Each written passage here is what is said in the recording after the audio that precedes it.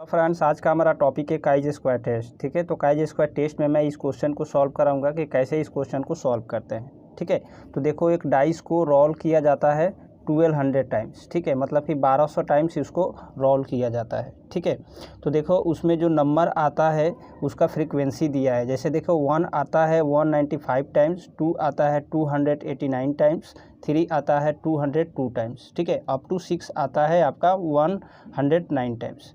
ठीक है, तो आप देखो डाइस के अंदर कितने नंबर होते हैं, 6 नंबर होते हैं। ठीक है, तो ये हमारा है नंबर 1 2 3 4 5 6। ठीक है, ये हमारा नंबर है डाइस के। ठीक है, अब इनके फ्रीक्वेंसी ये है। ठीक है, ये हमारा है फ्रीक्वेंसी। ठीक है, जैसे देखो 1 आ रहा है 195 टाइम्स। ठीक है, मतलब कि 1 की फ्रीक्वेंसी है मतलब हमारा 195।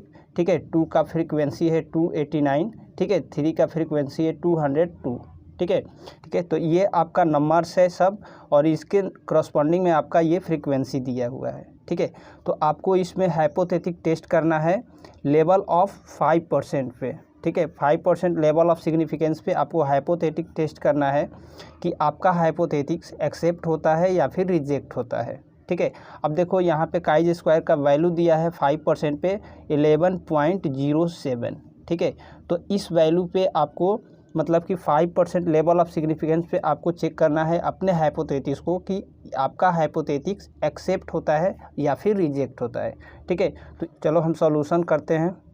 फ्रेंड, सॉल्यूशन में सबसे पहले हम नंबर दैट कम्स, ठीक है, हम डाइस का नंबर लिखेंगे जैसे 1 2 3 4 5 6। ठीक है, और इसके करस्पॉन्डिंग जो मेरा फ्रीक्वेंसी है, जैसे 1 का फ्रीक्वेंसी है 195, 2 का फ्रीक्वेंसी है 289, 3 का फ्रीक्वेंसी है 202। ठीक है, इस टाइप से हम फ्रीक्वेंसी लिख लेंगे नंबर का। ठीक है, अब देखो इसका हम टोटल करेंगे फ्रीक्वेंसी का। ठीक है, तो देखो इन सब को टोटल मैंने किया, 195 को, 289 को, 202 को, 242 को, 163 को और 109 को। ठीक है, तो हमारा टोटल मिलेगा 1200। ठीक है, तो ये 1200 मिलेगा। ठीक है, अब आपको इस 1200 को डिवाइड करना है डाइस के नंबर से। ठीक है, तो डाइस के नंबर देखो कितना है 1 2 3 4 5 6।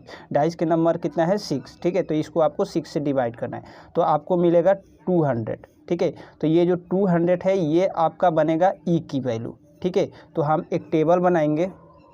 फ्रेंड, मैं टेबल बनाऊंगा। ठीक है, सबसे पहले मैं वो का वैल्यू लिखूंगा, वो की मतलब कि ऑब्जर्व फ्रीक्वेंसी। ठीक है, मैं ऑब्जर्व फ्रीक्वेंसी लिखूंगा। ठीक है, तो ऑब्जर्व फ्रीक्वेंसी है मेरा 195, 289, 202, 242, 163 और 109। ठीक है, तो ये ऑब्जर्व फ्रीक्वेंसी मैं यहाँ पे लिखूंगा, तो ये हमारा ऑब्जर्व फ्रीक्वेंसी यहाँ पे आएगा।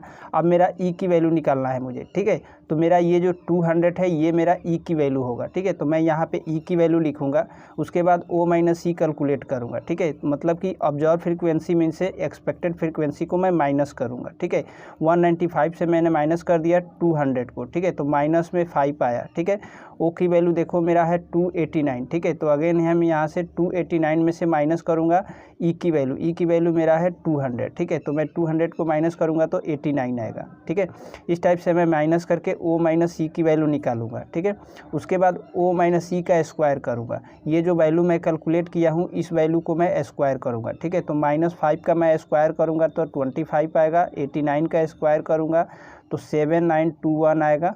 2 का स्क्वायर करूँगा तो 4 आएगा। ठीक है, ओ माइनस ई का स्क्वायर मैंने यहाँ पे कैलकुलेट कर लिया। उसके बाद हमें कैलकुलेट करना है ओ माइनस ई का स्क्वायर डिवाइड बाई ई की वैल्यू। ठीक है, सिंपल सा काम है कि ये जो आपने ओ माइनस ई का स्क्वायर कैलकुलेट किया है ना, इसको आपको डिवाइड कर देना है ई की वैल्यू से। ठीक है, तो देखो मैं यहाँ पे डिवाइड करता हूँ, 25 को मैं डिवाइड करता हूँ 200 से। ठीक है, तो मेरा आएगा यहाँ पे माइनस में 0.12। ठीक है, 7921। ठीक है, तो ये मैं यहाँ पे लिखूँगा 7921। ठीक है, इसको मैं डिवाइड करूँगा ई की वैल्यू। ई की वैल्यू मेरा कितना है 7921 की करस्पॉन्डिंग में ई का वैल्यू है मेरा 200। ठीक है, तो इसको मैं 200 से डिवाइड करूँगा। ठीक है, तो मेरा आएगा वैल्यू 39.60।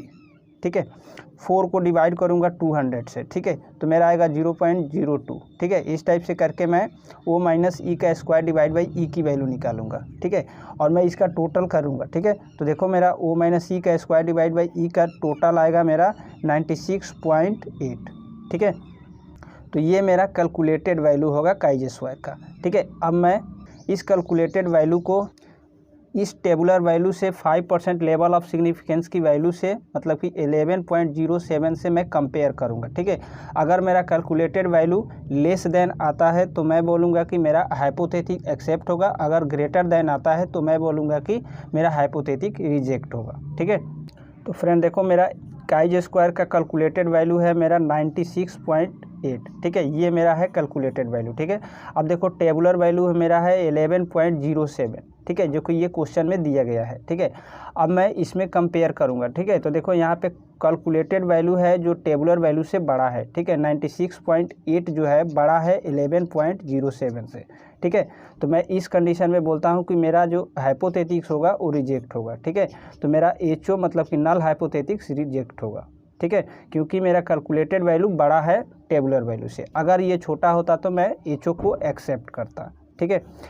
तो फ्रेंड वीडियो पसंद आया हो तो वीडियोज़ को लाइक कीजिए, शेयर कीजिए। चैनल पे फर्स्ट टाइम आए हैं तो चैनल को सब्सक्राइब कर लीजिए। Thank you.